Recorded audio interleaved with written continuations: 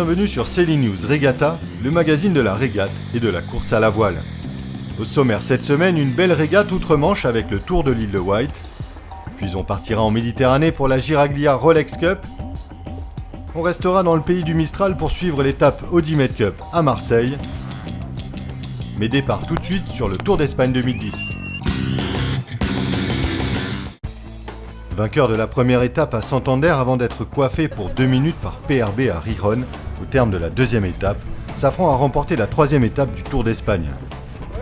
Marc Guillemot et ses hommes ont coupé la ligne en Galice dans la nuit de mercredi à jeudi dernier, après un peu moins de 17 heures de navigation sur les 220 000 du parcours. Ralenti par un problème d'envoi de spi, PRB a concédé 40 minutes sur la ligne d'arrivée, mais a conservé la deuxième place devant W Hotel qui monte pour la première fois sur le podium devant Estrella Damm et Movistar. Au classement général, Safran mène de 2 points devant PRB. Toutes les images et résultats de la quatrième et dernière étape la semaine prochaine. PRB au planning derrière Safran, dans le sillage de Safran. Comme chaque année, le Tour de l'île de Wight a été un véritable succès outre-Manche.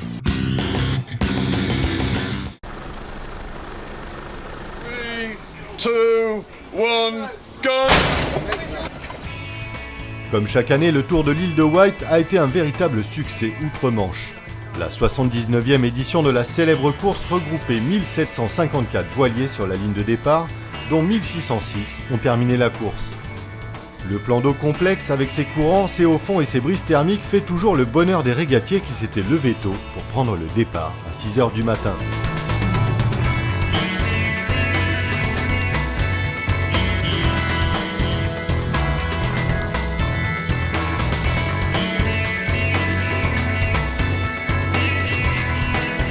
C'est un Français, Francis Joyon, qui a franchi la ligne d'arrivée en vainqueur sur IDEC en 4 heures et 24 minutes.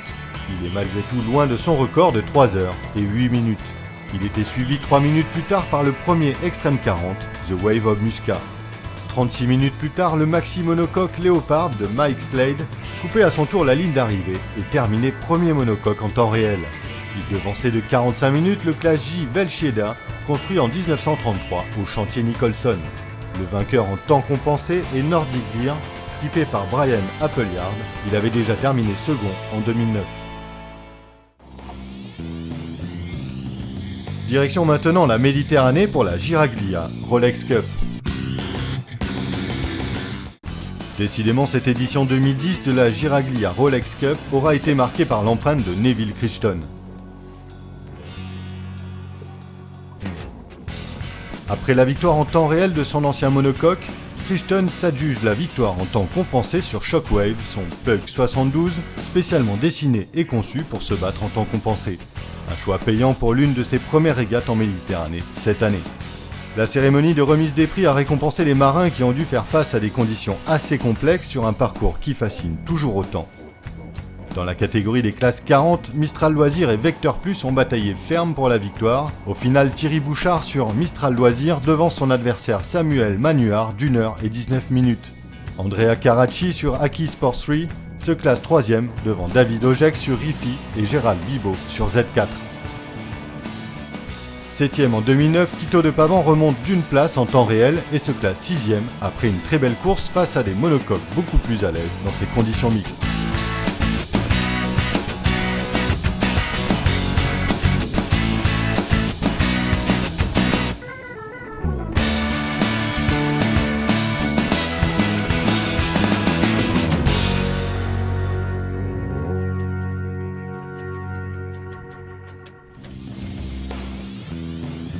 Et on reste au pays du Mistral pour suivre l'étape Audimet Cup à Marseille. Le Mistral a eu raison des dernières régates du Trophée de Marseille. Dimanche à 12h30, alors qu'on enregistrait sur l'eau des pointes à plus de 40 nœuds, le comité de course de l'Audimet Cup a décidé d'annuler toutes les courses de la journée, comme il avait déjà dû le faire la veille.